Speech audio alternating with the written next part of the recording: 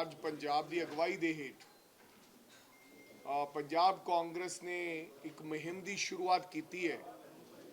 ਪਾਵਨ ਪਵਿੱਤਰ ਧਰਤੀ ਫਤਿਹਗੜ੍ਹ ਸਾਹਿਬ ਤੋਂ ਹਰ ਬੂਥ ਕਾਂਗਰਸ ਮਜ਼ਬੂਤ ਦੇ ਨਾਮ ਨਾਲ ਅਸੀਂ ਪੂਰੇ ਪੰਜਾਬ ਦੇ ਵਿੱਚ ਹਰ ਜ਼ਿਲ੍ਹੇ ਦੇ ਵਿੱਚ ਕਾਂਗਰਸ ਦੇ ਜਿਹੜੇ ਮੂਰਲੀ ਕਤਾਰ ਦੇ ਆਗੂ ਸਹਿਬਾਨ ਨੇ ਉਹਨਾਂ ਨਾਲ ਮੀਟਿੰਗਸ ਹੋ ਰਹੀਆਂ ਨੇ और जिला परिषद मैंबर, ब्लॉक समिति के मैंबर, मंडल president, district committee, block Congress committee, महिला कांग्रेस, सो ये एक्सटेंडेड मीटिंग्स का जिहड़ा इनू रूप दिता गया और नाम दिता गया हर बूथ कांग्रेस मजबूत। और इसकी शुरुआत फतेहगढ़ साहब तो अज हुई ठीक 11 बजे और उस तो बाद असी अज मोहाली विखे अज दूसरा कार्यक्रम है।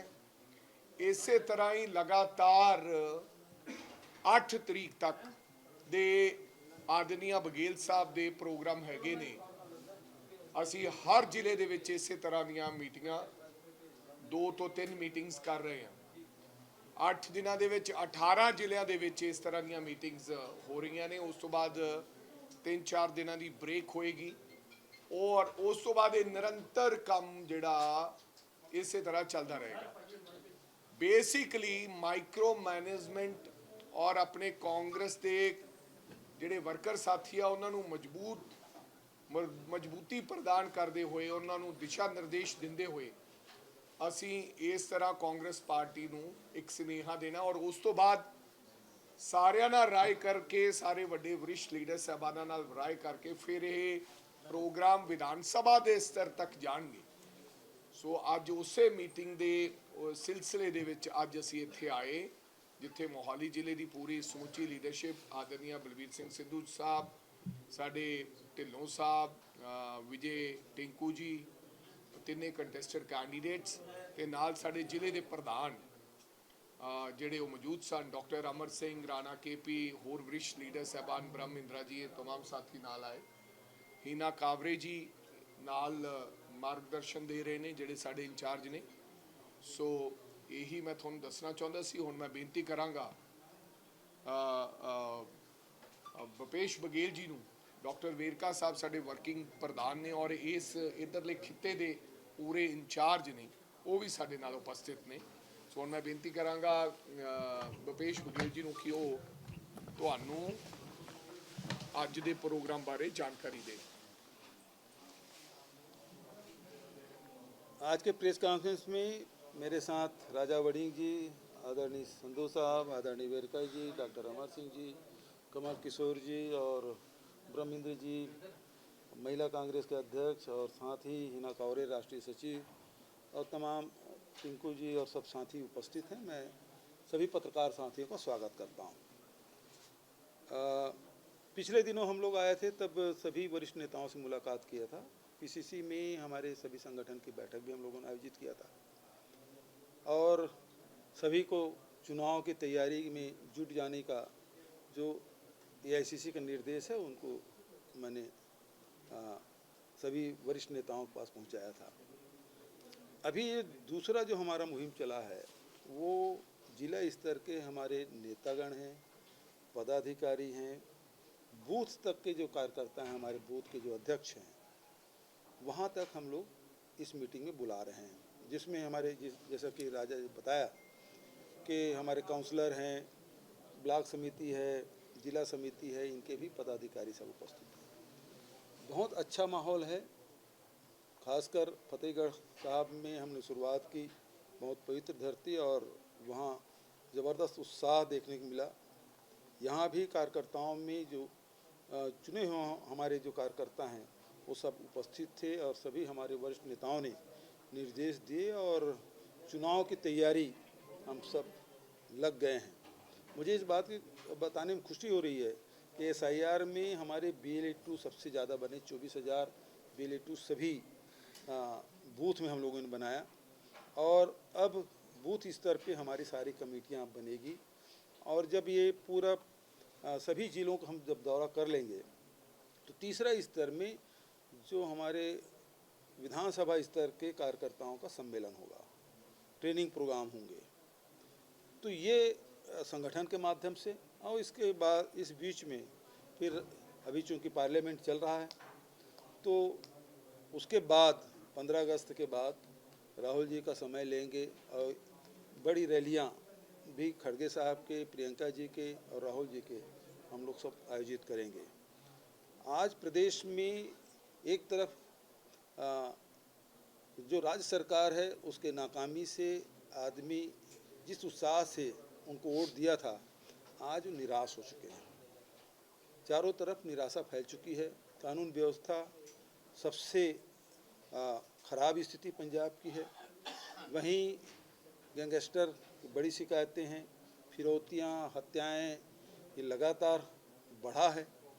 और वहीं केंद्र सरकार में आप देखेंगे कि महंगाई की मार से भी हम लोग जूझ रहे हैं, जहां पेट्रोल, डीजल, रसोई गैस, रासायनिक खाद, किसान उससे परेशान है। एमएसपी की लड़ाई अलग चल रही है, छात्रों की लड़ाई अलग चल रही है, नौकरियां है ही नहीं। तो जो केंद्र में बैठी हुई सरकार और राज्य में बैठी हुई सरकार, इससे आम जनता बेहद निराश है। ऐसे समय में कांग्रेस एकमात्र पार्टी है जो आम जनता के सभी वर्गों के हितों का ध्यान रख सकती है। और जो कांग्रेस पार्टी ने पहले भी सरकार में रहकर पंजाब की सेवा ही नहीं की, बल्कि अमन चैन स्थापित करने में उसका बड़ा योगदान रहा है। तो आज बड़ी उम्मीद से जनता कांग्रेस की ओर देख रही है, और ये बात आम जनता भी और कार्यकर्ता भी महसूस कर रहे हैं। और कार्यकर्ता बिल्कुल मन बना चुके हैं कि हमें दाएं बाएं नहीं देखना है, सीधा एक लक्ष्य हमारा है कि हम अपनी बूथ हम जीतें, ताकि हम विधानसभा जीतें और सरकार भी बने। आप लोगों की तरफ कोई सवाल हो? विजय साहब, जो कांग्रेस पार्टी है वो काफी पुरानी पार्टी है और पहले से ही बूथ बने हुए हैं, और इसमें डिफरेंट क्या होगा बूथ इंचार्ज? देखिए, पहले ही बूथ बने हैं और सबसे पहले कांग्रेस का ही बूथ बना है, क्योंकि सबसे पुरानी पार्टी है। लेकिन वो उस समय के लोग तो अब रहे नहीं, अब तो नया ज़माना आ गया है, तो बहुत सारे लोग अब रहे नहीं, तो उसकी जगह दूसरा हमको बनाना है। दूसरा, नए जो आ रहे हैं हमारे जैन जी, उनको भी स्थान देना है। अब ज़माना आ गया है माइक्रो मैनेजमेंट का। पहले तो कोई नेता गांव में पहुँचे, गांव के मुखिया को, प्रधान को बोल दिए तो वो गांव को पूरा वोट मिल जाता था। अब तो मोहल्ले में भी जाना है, हर जाति में जाना है, अब तो हर घर में जाना है। घर के किसी एक मुखिया को बोल दिए तो फिर बेटा बहू को वोट मिलेगा, कोई गारंटी नहीं है। तो आपको एक एक व्यक्ति से संपर्क करना है। अब तो ज़माना है माइक्रो मैनेजमेंट का, इसलिए ये तैयारी है। इलेक्शन आ रहे हैं, मुकाबला किससे है? जिस तरीके से पिछले समय में कुछ एक तालमेल हिलते हुए नजर आए थे पंजाब कांग्रेस में, क्या वो तालमेल अब बरकरार हो गए हैं? क्योंकि अभी पीछे भी दिल्ली में काफी बैठक हुई है, आपने भी जब यहाँ पे 5 दिन के दौरे पे आए थे, आपने जाकर भी अपनी रिपोर्ट जो हाईकमान को सौंपी होगी, तो वो तालमेल बन पाया है? कुछ लग रहा है कि लोग इस पर भरोसा कर पाएंगे उस तालमेल पर? पहली बात तो एक कहा कि लड़ाई किससे, उसे जवाब दे देता हूँ। जी। और पहले जो चुनाव आप पंजाब में देखेंगे, अकाली दल बीजेपी का गठबंधन होता था और कांग्रेस पार्टी, इसके बीच में लड़ाई होती थी। बीच में झाड़ू वाले आ गए, बड़े सपने दिखाए, लेकिन लोगों के सपने चकनाचूर हो गए। लेकिन अब जो लड़ाई है, अभी अमित शाह जी आए थे बीच में पंजाब, उन्होंने कहा हम अकेले लड़ेंगे। तो अब जो लड़ाई है पंजाब में पंचकोणी होगा, कि बहुत सारे दल होंगे और सबके बीच में लड़ाई होगी। ये पहली बार ये स्थिति पंजाब में बनने जा रहा है। दूसरी बात है, आपके ही सवाल और किसी और को पूछना है, एक साथ पूछ लो तो एक साथ जवाब दे दो। ना फिर क्योंकि आप पूछ रहे हैं, फिर ये पूछ रहे हैं, मैं समझ रहा हूँ आप क्या पूछना चाहते हैं, और आप लोगों को डायरेक्शन क्या मिला वो भी मुझे समझ आ रहा है। तो एक मिनट के लिए सुनो भाई, रुक जा दोस्त। मैं आप प्रश्न पूछे, मैं सुन नहीं पाया। मैं ये कह रहा हूँ, एक एक करके वो सवाल पूछ लो, मैं एक साथ, हम बैठे हैं, एक साथ जवाब दे देंगे आपको। बोलिए आप। मैं ये कह रहा था कि जो पिछले समय हम 5 दिन यहाँ पे आप दौरा करके गए थे, बहुत सारी आपने बैठकें की, उस समय अलग अलग बैठक भी हुई, क्या वो तालमेल बन पाया है? हालांकि आपने बोला कि लड़ाई जो है आपकी 5 कोणी लड़ाई आपको यहाँ दिखेगी, पर क्या जो अंदरूनी तालमेल लगा हुआ था वो खत्म हुआ है और जिस तरीके से जो इलेक्शंस होने हैं, जो तालमेल बन रहा है वो सही बन पाएगा, इस बार लोग भरोसा कर पाएंगे? चलिए, और कोई पूछ रहा था? नशा और बेरोजगारी किसानों से कांग्रेस क्या पेपर लीक को लेके अच्छा, अब दूसरा प्रश्न पूछ रहे हैं। चलिए ठीक, मैं आपके जवाब दे देता हूँ। देखिए, पिछले समय सभी पीसीसी में 4 दिन तक के लगातार हम लोग बैठक किए और उसके बाद इसी बीच में सब वरिष्ठ नेताओं के साथ उसके घरों में गए। संधू साहब के यहाँ भी आए थे, ब्रह्मेंद्र जी के यहाँ भी गए थे और नेताओं के यहाँ भी लगातार हम लोग गए और बातचीत, परिवार के बीच में कुछ उनके मन में प्रश्न थे और चुनाव की तैयारी के संदर्भ में सब बातें हुई और जो भी बातें थी मैंने हाईकमान तक पहुंचा दिया और हाईकमान ने फिर मीटिंग भी ली। मीटिंग में सारे और यहाँ के जो नेता है वहाँ उपस्थित थे, तो डायरेक्शन मिल गया है। अब जो है हम दूसरे चरण में जिलों के बैठकों में हम लोग आज शुरुआत करते हैं, जिसमें आप फतेहगढ़ साहब और आज मोहाली में। अब और कौन कुछ पेपर लीक के बारे में पूछ रहे थे आज?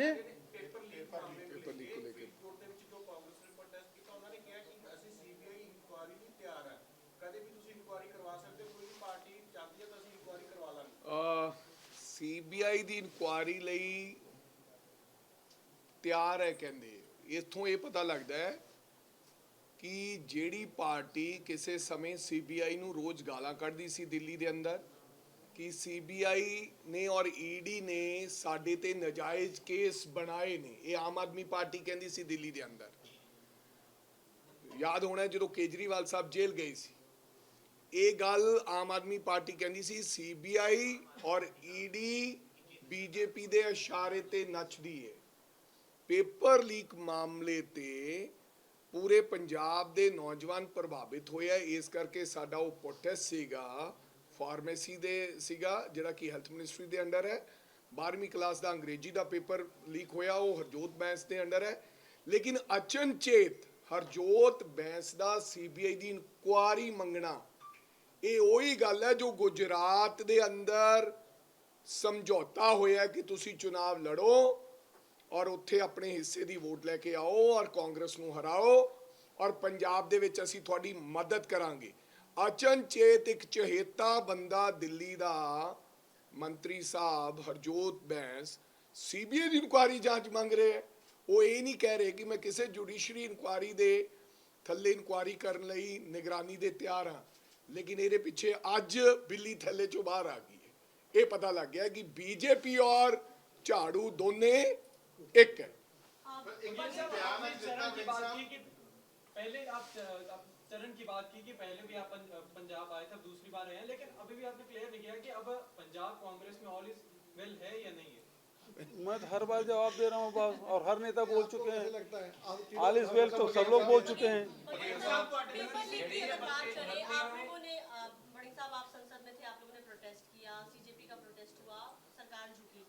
पंजाब में जब ये चीज हो रही है, पंजाब के भी सांसद वहाँ पे थे जो आम आदमी पार्टी के, अब जब पंजाब का तो बार बार वो विपक्ष पे कह रहे हैं कि विपक्ष जो है कांग्रेस और बीजेपी एक मिली हुई है, ये लोग अपने ट्रोलिंग पार्टी से लेके ये बात चला रहे हैं, हमारे यहाँ कोई पेपर लीक नहीं हुई है, सिर्फ कुछ गैजेट थे जो पकड़े गए थे जिनको किया गया है।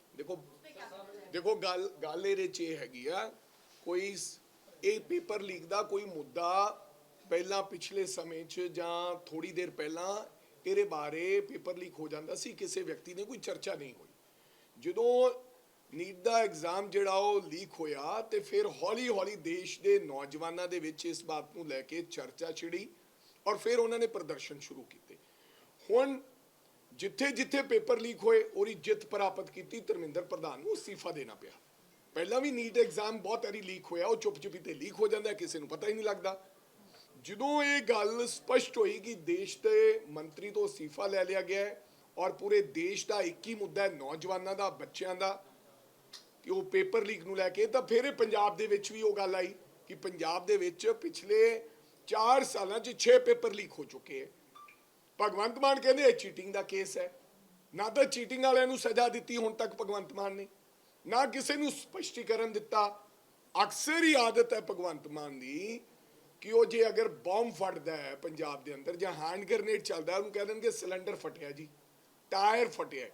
ਸੋ ਪੇਪਰ ਲੀਕ ਦਾ ਗੰਭੀਰ ਮੁੱਦਾ ਪੰਜਾਬ ਦੇ ਵਿੱਚ ਹੈਗਾ ਔਰ ਪੰਜਾਬ ਦੇ ਨੌਜਵਾਨਾਂ ਨੇ ਇਸ ਨੂੰ ਫੇਸ ਕੀਤਾ ਹੈ। ਉਸ ਮੁੱਦੇ ਤੇ ਹੁਣ ਦੂਜੇ ਅਸੀਂ ਗੱਲ ਕਰ ਰਹੇ ਹਾਂ ਕਿ ਜੇ ਉੱਥੇ ਧਰਮਿੰਦਰ ਪ੍ਰਧਾਨ ਦਾ ਅਸਤੀਫਾ ਹੋ ਸਕਦਾ ਹੈ ਤੇ ਫਿਰ ਇੱਥੇ ਜਿਹੜੇ ਕੰਸਰਨ ਮਿਨਿਸਟਰਸ ਹੈਗੇ ਨੇ ਉਹਨਾਂ ਦਾ ਅਸਤੀਫਾ ਕਿਉਂ ਨਹੀਂ ਹੋ ਸਕਦਾ। ਸੋ ਪੇਪਰ ਲੀਕ ਤਾਂ ਹੋਇਆ ਹੈ ਤੇ ਜਾਂ ਉਹ ਦੱਸ ਦੇਣ ਕਿ ਜਿਹੜੇ 6 ਪੇਪਰਾਂ ਦੀ ਅਸੀਂ ਗੱਲ ਕਰ ਰਹੇ ਹਾਂ ਕੀ ਚੀਟਿੰਗ ਕੇਸ ਹੋਏ, ਕਿਹਨਾਂ ਨੂੰ ਤੁਸੀਂ ਫੜਿਆ, ਕੀ ਉਹਨਾਂ ਨੂੰ ਸਜ਼ਾਵਾਂ ਦਿੱਤੀਆਂ, ਹੁਣ ਤੱਕ ਉਹਨਾਂ ਦੇ ਖਿਲਾਫ ਕੀ ਕਾਰਵਾਈ ਹੋਈ। बेवकूफ ना बनाओ मान साहब किसी को। मोहाली में आए हैं आज, आपके बहुत सारे लीडर इस मीटिंग में नहीं आए, जैसे चरणजीत चन्नी की कर्मभूमि है जिला मोहाली, वो नहीं आए, आपके लीडर ऑफ अपोजिशन नहीं आए और दूसरे लोग नहीं आए। क्या अभी तक ये रिफ्ट खत्म नहीं हुई, लड़ाई खत्म नहीं हुई? या मैं तो इसीलिए बोला भाई सारे सवाल एक साथ पूछ लो, मैं एक साथ जवाब दे दूंगा, इसीलिए बोला था, है ना। तो बार बार उसी बात को जवाब देना मत पड़े करके। क्लियर नहीं ना कहा कि क्यों नहीं आए, क्या रीजन है? देखो भाई ऐसा है, पूरा एकजुट है भाई, बड़ा गजब है। इसीलिए मैं पूछा था सब लोग एक साथ पूछ लो।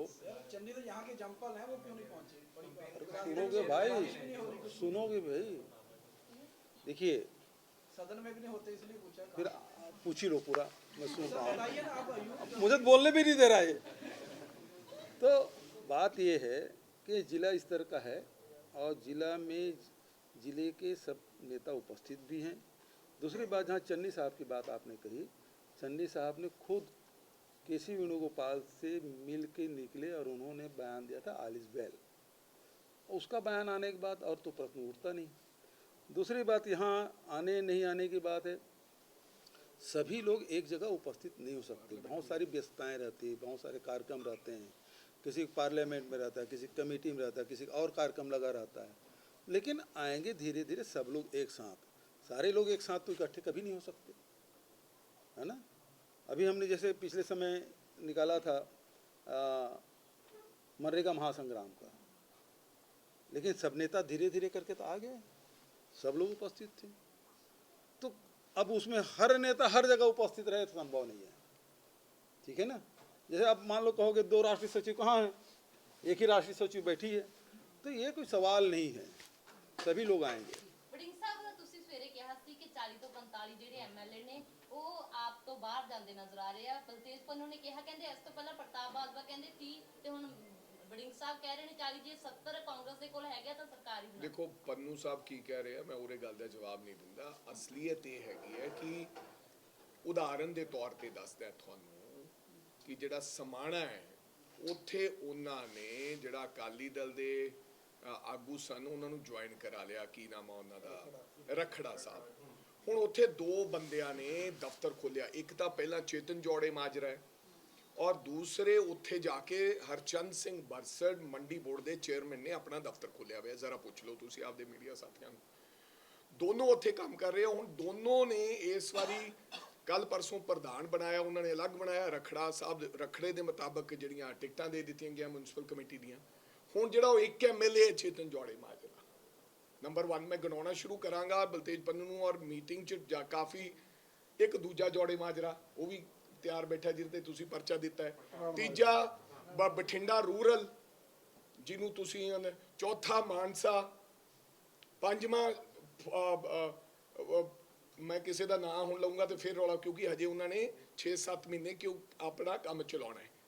ਇਸ ਤਰ੍ਹਾਂ ਦੇ ਇੰਨੇ ਐਮਐਲਏ ਸਾਹਿਬਾਨ ਨੇ ਜਿਨ੍ਹਾਂ ਨੇ, ਮੈਂ ਨਹੀਂ ਕਿਹਾ ਮੇਰੇ ਟੱਚ 'ਚ ਨਹੀਂ, ਕਾਈਂਡਲੀ ਅੰਡਰਸਟੈਂਡ ਦਿਸ, ਮੈਂ ਨਹੀਂ ਕਿਹਾ ਮੇਰੇ ਟੱਚ 'ਚ, ਹਾਲਾਤ ਐਸੇ ਨੇ 40 ਤੋਂ 50 ਐਮਐਲਏ ਪਾਰਟੀ ਇਹਨਾਂ ਦੀ ਛੱਡਣ ਲਈ ਤਿਆਰ ਨੇ। ਜਿਹੜਾ ਭਰੋਸਗੀ ਮਤਾ ਲੈ ਕੇ ਆਏ ਸੀ, ਜਦੋਂ ਪਹਿਲਾਂ ਭਰੋਸਗੀ ਮਤਾ ਇਹਨਾਂ ਨੇ ਨਹੀਂ ਜੀ ਭਰੋਸਗੀ ਮਤਾ ਲੈ ਕੇ ਆਏ ਸੀ, ਪਹਿਲਾਂ ਇਹਨਾਂ ਨੇ ਕੈਂਸਲ ਕਰਤਾ, ਫਿਰ ਅੱਧੇ ਘੰਟੇ ਦੇ ਵਿੱਚ ਜਦੋਂ ਸਾਰੇ ਲੋਕ ਹਾਜ਼ਰ ਹੋ ਗਏ ਤੇ ਫਿਰ ਇਮੀਡੀਏਟਲੀ ਉਹ ਸਰਕੂਲਰ ਕੱਢਤਾ। ਉਹਦਾ ਮਤਲਬ ਕੀ ਸੀਗਾ? ਉਹਦਾ ਮਤਲਬ ਇਹ ਹੀ ਸੀਗਾ ਕਿ ਬਹੁਤ ਸਾਰੇ ਬੰਦੇ ਕਿਤੇ ਛੱਡ ਕੇ ਨਾ ਚਲੇ ਜਾਣ। ਤੁਸੀਂ ਇਹੀ ਜਲੰਧਰ ਵਾਲੇ ਐਮਐਲਏ ਦਾ ਹਾਲਾਤ ਹੈ ਜਿਹੜਾ ਜੇਲ੍ਹ ਜਾ ਕੇ ਆਇਆ ਵੇ, ਗਿਣਨ। ਫਿਰ ਅਗਰ ਮੈਂ ਗਣਾਉਣ ਤੇ ਆਵਾਂਗਾ ਤਾਂ ਫਿਰ ਇਹ ਗਿਣਤੀ ਵੱਧਦੀ ਚਲੀ ਜਾਏਗੀ। ਹਜੇ ਉਹਨਾਂ ਐਮਐਲਏ ਨੇ ਛੱਡਣਾ ਹੈ ਔਰ ਇਹਨਾਂ ਨੂੰ ਪਤਾ ਹੈ। ਤੇ ਜਿੱਥੋਂ ਪੰਨੂ ਸਾਹਿਬ ਨੇ ਟਿਕਟ ਲੈਣੀ ਹੈ ਐਮਐਲਏ ਦੀ, ਉਹ ਐਮਐਲਏ ਨੇ ਵੀ ਆਉਣਾ ਹੈ। ਸੋ ਕਹਿਣ ਦਾ ਮਤਲਬ ਇਹ ਆ, ਮੈਂ ਨਹੀਂ ਕਿਹਾ ਮੇਰੇ ਨਾਲ ਟੱਚ 'ਚ ਨਹੀਂ, ਮੈਂ ਇਹ ਕਿਹਾ ਕਿ ਆਮ ਆਦਮੀ ਪਾਰਟੀ ਦੇ 6 ਰਾਜ ਸਭਾ ਮੈਂਬਰ ਛੱਡ ਚੁੱਕੇ ਨੇ, ਸਾਡਾ ਇੱਕ ਬੰਦਾ ਨਹੀਂ ਗਿਆ ਤੇ 40 ਤੋਂ 50 ਐਮਐਲਏ ਪਾਰਟੀ ਛੱਡਣਗੇ। अब कह रहे हैं कि इशू ਨੂੰ ਡਾਇਵਰਟ ਕੀਤਾ ਜਾ ਰਿਹਾ, ਕਾਂਗਰਸ ਦਾ ਕਲੇਸ਼ ਇਸ ਤਰੀਕੇ ਨਾਲ ਚੱਲ ਰਿਹਾ, ਆਮ ਆਦਮੀ ਪਾਰਟੀ ਦਾ ਸਹਾਰਾ ਰਾਜਾ ਵੜਿੰਗ ਲੈ ਰਹੇ ਨੇ। ਮੈਂ ਤੁਹਾਨੂੰ ਕਹਿ ਰਿਹਾ ਬ੍ਰਦਰ, 6 ਐਮਪੀਆਂ ਛੱਡਿਆ ਕਿ ਨਹੀਂ ਛੱਡਿਆ? ਸਾਡੇ ਕਾਟੋ ਕਲੇਸ਼ ਫੁੱਲ ਵਿਖਾਇਆ ਆਮ ਆਦਮੀ ਪਾਰਟੀ ਨੇ, ਹਰ ਥਾਂ ਤੇ ਬੋਲੇ, ਲੇਕਿਨ ਇੱਕ ਐਮਐਲਏ ਛੱਡ ਕੇ ਗਿਆ, ਇੱਕ ਕੰਟੈਸਟਡ ਕੈਂਡੀਡੇਟ ਛੱਡ ਕੇ ਗਿਆ, ਇੱਕ ਸਾਡਾ ਜ਼ਿਲ੍ਹਾ ਪ੍ਰਧਾਨ ਛੱਡ ਕੇ ਗਿਆ, 6 ਰਾਜ ਸਭਾ ਛੱਡ ਕੇ। ਇਸ ਤੇ ਬਲਤੇਜ ਪੰਨੂ ਤੇ ਭਗਵੰਤ ਮਾਨ ਕਿਉਂ ਨਹੀਂ ਕੁਝ ਕਹਿ ਰਹੇ? ਕਿਉਂਕਿ ਅੰਦਰ ਲੜਾਈ ਹੈ, 100% ਲੜਾਈ ਹੈ। ਡਰਾਇਆ ਪਿਆ ਹੈ ਉਹਨਾਂ ਨੂੰ ਕਿ ਅਗਰ ਕੋਈ ਉੱਚੀ ਆਵਾਜ਼ 'ਚ ਬੋਲੇਗਾ ਤਾਂ ਦੇਖ ਲਓ ਉਹਦੇ ਨਾਲ ਕੀ ਹੋਏਗਾ, ਫਿਰ ਉਹੀ ਹੋਏਗਾ ਜੋ ਜੋੜੇ ਮਾਜਰਾ ਹੋਵੇ। ਵੜਿੰਗ ਸਾਹਿਬ 3 ਅਗਸਤ ਤੋਂ ਸੈਸ਼ਨ ਸ਼ੁਰੂ ਹੈ ਵਿਧਾਨ ਸਭਾ ਦਾ, ਕੀ ਕਾਂਗਰਸ ਦੇ ਜੋ ਐਮਐਲਏਜ਼ ਨੇ ਸੈਸ਼ਨ ਦੇ ਵਿੱਚ ਜਾਣਗੇ? ਕਿਉਂਕਿ ਲਗਾਤਾਰ ਜੋ ਹੈ ਇਹ ਕਿਹਾ ਜਾ ਰਿਹਾ ਹੈ ਕਿ ਗੜਗੜ ਸਾਹਿਬ ਦੇ ਵੱਲੋਂ ਇਹ ਵੀ ਕਿਹਾ ਗਿਆ ਹੈ ਕਿ ਤੁਸੀਂ ਜਾ ਸਕਦੇ ਹੋ ਲੇਕਿਨ ਉਹਨਾਂ ਨੂੰ ਸੰਬੋਧਿਤ ਨਹੀਂ ਕਰ ਸਕਦੇ, ਨਾ ਤੁਸੀਂ ਉਹਨਾਂ ਦੇ ਨਾਲ ਕੋਈ ਗੱਲਬਾਤ ਕਰ ਸਕਦੇ ਹੋ ਸੈਸ਼ਨ ਦੇ ਅੰਦਰ। ਦੇਖੋ ਮੇਰਾ ਖਿਆਲ ਬਾਜਵਾ ਸਾਹਿਬ ਦੀ ਬਗੇਲ ਸਾਹਿਬ ਨਾਲ ਵੀ ਗੱਲ ਹੋਈ ਸੀ ਔਰ ਮੈਂ ਵੀ ਅਸੀਂ ਉਹਨਾਂ ਨਾਲ ਗੱਲ ਕਰਾਂਗੇ। ਇਹ ਜਿਹੜਾ ਫੈਸਲਾ ਹੈ ਸੀਐਲਪੀ ਲੀਡਰ ਪ੍ਰਤਾਪ ਸਿੰਘ ਬਾਜਵਾ ਨੇ ਫੈਸਲਾ ਲੈਣਾ ਹੈ। तमाम ਸਮੂਹ ਸਾਡੇ ਐਮਐਲਏ ਸਾਥੀਆਂ ਨਾਲ ਗੱਲ ਕਰਨ ਤੋਂ ਬਾਅਦ ਅਸੀਂ तमाम ਚਰਚਾ ਕਰਾਂਗੇ। ਇਸ ਚਰਚਾ ਤੋਂ ਬਾਅਦ ਸੀਐਲਪੀ ਲੀਡਰ ਇਹਦੇ ਤੇ ਨਿਰਣੇ ਲੈਣਗੇ ਕਿਉਂਕਿ ਉਹਨਾਂ ਦਾ ਅਧਿਕਾਰ ਖੇਤਰ ਹੈ, ਪਰ ਅਸੀਂ ਸਾਰੇ ਚਰਚਾ ਕਰਕੇ ਸਲਾਹ ਮਸ਼ਵਰੇ ਦੇ ਨਾਲ ਫੈਸਲਾ ਲਵਾਂਗੇ। ਵੜਿੰਗ ਸਾਹਿਬ, ਉਸ ਸਮੇਂ ਜਦੋਂ ਬਿੱਲ ਪਾਸ ਹੋਇਆ ਸੀਗਾ ਜਾਗਰ ਜੋ ਸ਼੍ਰੀ ਗੁਰੂ ਗ੍ਰੰਥ ਸਾਹਿਬ ਸਤਿਕਾਰ ਸੋਧ ਐਕਟ ਜਦੋਂ ਬਣਿਆ ਸੀਗਾ, ਉਸ ਵਕਤ ਕਾਂਗਰਸ ਦੇ ਸਾਰੇ ਉਸ ਵਕਤ ਵਿਧਾਇਕ ਉੱਥੇ ਮੌਜੂਦ ਸੀਗੇ ਔਰ ਅਨੋਨਿਮਸਲੀ ਯੂਨੈਨਿਮਸਲੀ ਇਹ ਬਿੱਲ ਪਾਸ ਹੋਇਆ ਸੀਗਾ ਸਰਬਸੰਮਤੀ ਦੇ ਨਾਲ। ਉਸ ਵਕਤ ਵੀ ਉਹ ਜਿਹੜੀ ਸਰਬਸੰਮਤੀ ਸੀਗੀ ਉਹ ਹੁਣ ਕਿਤੇ ਟੁੱਟਦੀ ਨਜ਼ਰ ਆ ਸਕਦੀ? ਨਹੀਂ ਜੀ, ਉਹ ਸਰਬਸੰਮਤ ਉਦੋਂ ਵੀ ਉਹਨਾਂ ਨੇ ਕਿਹਾ ਸੀ ਕਿ ਸ਼੍ਰੋਮਣੀ ਗੁਰਦੁਆਰਾ ਪ੍ਰਬੰਧਕ ਕਮੇਟੀ ਨੂੰ ਜਾਂ तमाम ਜਿਹੜੇ ਇਹਦੇ ਵਿੱਚ ਸਾਰੇ ਜਿਨ੍ਹਾਂ ਸਾਨੂੰ ਸਾਰੇ ਲੋਕਾਂ ਨੂੰ ਪੁੱਛ ਲੈਣਾ ਚਾਹੀਦਾ ਹੈ, ਜਿਹੜੇ ਧਰਮ ਪ੍ਰਤੀ ਔਰ ਜਿਹੜੇ ਸਿੱਖੀ ਦੇ ਲਈ ਹਮੇਸ਼ਾ ਸਮਰਪਿਤ ਰਹੇ ਨੇ, ਉਹਨਾਂ ਨੂੰ ਪੁੱਛ ਕੇ ਸਾਰਾ ਕੁਝ ਹੋ ਜਾਏ ਤਾਂ ਸਾਡੀ ਸਰਬਸੰਮਤੀ ਹੈ। ਕਿਉਂਕਿ ਗੁਰੂ ਦੇ ਕੰਮ ਵਾਸਤੇ ਕੋਈ ਨਾ ਥੋੜੀ ਕਹੇਗਾ, ਲੇਕਿਨ ਅਗਰ ਸ਼੍ਰੋਮਣੀ ਗੁਰਦੁਆਰਾ ਪ੍ਰਬੰਧਕ ਕਮੇਟੀ ਨੇ ਕਿਸੇ ਗੱਲ ਦਾ ਇਤਰਾਜ਼ ਜਤਾਇਆ ਹੈ, ਬਾਰ-ਬਾਰ ਕਹਿ ਰਹੇ, ਉਹਨਾਂ ਦੀ ਸਹਿਮਤੀ, ਉਹਨਾਂ ਨਾਲ ਗੱਲਬਾਤ ਕਰ ਲੈਣ। ਉਹਨਾਂ ਨੂੰ ਉੱਥੇ ਵੀ ਸਾਡੇ ਲੋਕਾਂ ਨੇ ਆਪਦਾ ਪੱਖ ਹੀ ਰੱਖਿਆ ਕਿ ਅਸੀਂ ਇਹ ਗੱਲ ਕਹੀ ਸੀ। ਸੋ ਬਾਕੀ ਗੁਰੂ ਦੇ ਲਈ ਤਾਂ ਹਰ ਬੰਦਾ ਤਿਆਰ ਹੈ। ਸਫਾਈ ਸੇਵਕ ਮੁੱਦੇ ਦੱਸ ਦਿਓ ਸਰ, ਕਿਵੇਂ ਆਪਾਂ ਦੇ ਨਜਿੱਠ ਰਹੇ ਹਾਂ, ਕੀ ਸਰਕਾਰ? ਅਸੀਂ ਸਫਾਈ ਸੇਵਕ ਮੁੱਦੇ ਤੇ ਮੈਂ ਡਾਕਟਰ ਅਮਰ ਸਿੰਘ, ਡਾਕਟਰ ਗਾਂਧੀ ਔਰ ਔਜਲਾ ਸਾਹਿਬ ਅਸੀਂ ਚੇਅਰਮੈਨ ਨੂੰ ਮਿਲ ਕੇ ਆਏ ਹਾਂ। ਮੈਨੂੰ ਪਤਾ ਲੱਗਿਆ ਕਿ ਡੀਜੀਪੀ ਨੂੰ, ਪੰਜਾਬ ਦੇ ਡੀਜੀਪੀ ਨੂੰ ਇਸ ਗੱਲ ਦਾ ਨੋਟਿਸ ਹੋਇਆ ਔਰ ਅਸੀਂ ਹੁਣ ਸਫਾਈ ਕਰਮਚਾਰੀ ਨਹੀਂ ਕਹਿੰਦੇ, ਉਹਨਾਂ ਨੂੰ ਰੱਬ ਦੇ ਬੰਦੇ ਕਹਿੰਦੇ। ਔਰ ਅਸੀਂ ਇਹ ਵੀ ਐਲਾਨ ਕੀਤਾ ਹੈ ਕਿ ਪਰਮਾਤਮਾ ਕਰੇ ਸਰਕਾਰ ਬਣੇ, ਇਹਨਾਂ ਸਫਾਈ ਸੇਵਕ ਜਿਹੜੇ ਸਾਡਾ ਗੰਦਗੀ ਚੱਕਦੇ ਨੇ, ਅੱਜ ਵੀ 75 ਸਾਲਾਂ ਬਾਅਦ ਸਰਕਾਰ ਕੋਲੇ ਕੋਈ ਐਸਾ ਸਿਸਟਮ ਨਹੀਂ ਹੈ ਕਿ ਜਿਸ ਨਾਲ ਸਫਾਈ ਹੋ ਸਕੇ। ਮਸ਼ੀਨਾਂ ਆਈਆਂ, ਖਰਾਬ ਹੋਈਆਂ, ਕੋਈ ਨਹੀਂ ਸਰਕਾਰਾਂ ਬਣਾ ਸਕੀਆਂ, ਲੇਕਿਨ ਅਗਰ ਇਹ ਨਾ ਹੋਣ ਤਾਂ ਸਾਡਾ ਜੀਵਨ ਅਧੂਰਾ ਹੈ। ਆਉਣ ਵਾਲੇ ਸਮੇਂ 'ਚ 12,000 ਤਨਖਾਹ ਹੁਣ 20,000 ਪਤਾ ਲੱਗਿਆ ਕੀਤੀ ਹੈ, ਘੱਟੋ ਘੱਟ ਮਿਨੀਮਮ 50,000 ਰੁਪਇਆ ਇਹਨਾਂ ਲੋਕਾਂ ਦੀ ਤਨਖਾਹ ਹੈ ਜਿਹੜੀ ਉਹ ਹੋਣੀ ਚਾਹੀਦੀ ਹੈ और कांग्रेस पार्टी दे राज समय आने पे जरूर करा। बघेल साहब, आपने कहा है कि इलेक्शन जो है नवंबर दिसंबर में होने वाले, क्या ये श्योर है कि जो अगला इलेक्शन है वो राजा वड़िंग की प्रधानगी में ही लड़ा जाएगा?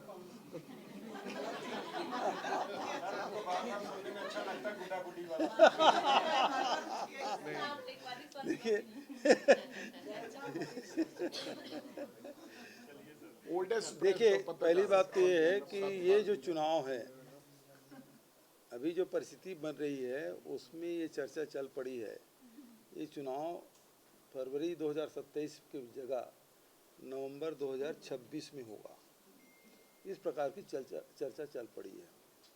और यदि नवंबर में होता है हमारे पास 3 महीने 12 सप्ताह ही बचते हैं। तो अब ये चर्चा हाईकमान ने पहले ही, मैंने भी कह दिया है, हाईकमान ने भी कह दिया है, अब ये चर्चा क्लोज है ना, राजा वड़िंग ही प्रधान है, ठीक है। अभी चर्चा क्लोज।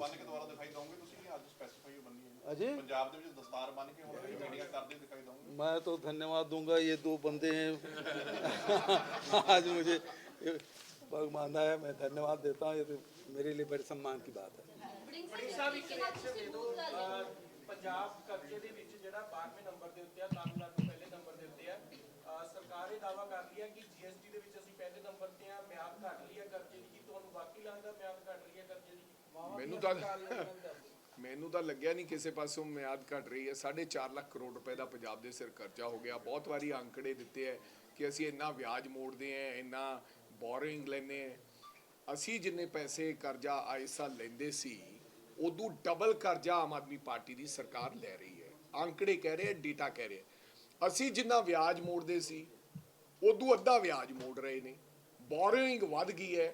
ਇਨਫਰਾਸਟ੍ਰਕਚਰ ਕੋਈ ਕਿਸੇ ਇੱਕ ਮੈਨੂੰ ਇਨਫਰਾਸਟ੍ਰਕਚਰ ਤੁਸੀਂ ਗਿਣਾ ਦਿਓ ਕਿ ਇਹਨਾਂ ਨੇ ਆ ਇਨਫਰਾਸਟ੍ਰਕਚਰ ਕੋਈ ਨਵਾਂ ਕ੍ਰੀਏਟ ਕੀਤਾ ਜਿਹਦੇ ਵਾਸਤੇ ਕਰਜ਼ਾ ਲਿਆ। ਕਰਜ਼ਾ ਕਰੇ ਵਾਸਤੇ ਲਿਆ। ਇਹ ਕਰਜ਼ਾ ਇਲੈਕਸ਼ਨ ਗੁਜਰਾਤ ਲੜਨ ਵਾਸਤੇ, ਇਲੈਕਸ਼ਨ ਗੋਆ ਲੜਨ ਵਾਸਤੇ, ਇਲੈਕਸ਼ਨ ਹਿਮਾਚਲ ਲੜਨ ਵਾਸਤੇ। ਉੱਥੋਂ ਜਾ ਕੇ ਤੁਸੀਂ ਹੁਣ ਦੇਖੋ ਕੇਰਲਾ ਦੇ ਨਿਊਜ਼ਪੇਪਰ 'ਚ ਫਰੰਟ ਪੇਜ ਤੇ ਇਹਨਾਂ ਦੀ ਫੋਟੋ ਆਉਂਦੀ ਹੈ, ਜਾਂ ਗੁਜਰਾਤ 'ਚ ਆਉਂਦੀ ਹੈ, ਗੋਆ 'ਚ ਆ ਰਹੀ ਹੈ। ਉਹ ਇੱਥੋਂ ਦਾ ਪੈਸਾ ਉੱਥੇ ਦੇ ਕੇ ਉਹਨਾਂ ਨਾਲ ਸੌਦਾ ਕਰਦੇ ਵੀ ਮੀਡੀਆ ਹਾਊਸਿਸ ਫਿਰ ਸਾਨੂੰ ਵਿਖਾਉਣ। ਸੋ ਕਹਿਣ ਦਾ ਮਤਲਬ ਇਹ ਆ ਕਿ ਪੰਜਾਬ ਦੇ ਹਾਲਾਤ ਬਹੁਤ ਨਾਜ਼ੁਕ ਹੋ ਚੁੱਕੇ ਹੈ। ਕਹਿਣ ਨੂੰ ਕੀ ਕਹਿਣਾ ਹੈ? ਜੇ ਇਹਨਾਂ ਕੋਲੇ ਕਰਜ਼ਾ ਘਟ ਰਿਹਾ ਤਾਂ ਮੁਲਾਜ਼ਮਾਂ ਦਾ ਜਿਹੜਾ ਡੀਏ ਹੈ, ਰੋਜ਼ ਉਹ ਕੋਰਟ 'ਚ ਬੈਠੇ ਆ ਵਿਚਾਰੇ, ਉਹ ਦੇ ਦੇਣ। ਪੈਨਸ਼ਨ ਕਿਉਂ ਨਹੀਂ ਵਧਾਈ? ਕਿਉਂ ਨਹੀਂ 5 ਸਾਲ ਇਹ ਜਿਹੜੀ ਪੈਸੇ ਦੇਣੇ ਸੀ ਔਰਤਾਂ ਨੂੰ ਉਹ ਸ਼ੁਰੂ ਕੀਤੇ 5 ਸਾਲ ਪਹਿਲਾਂ?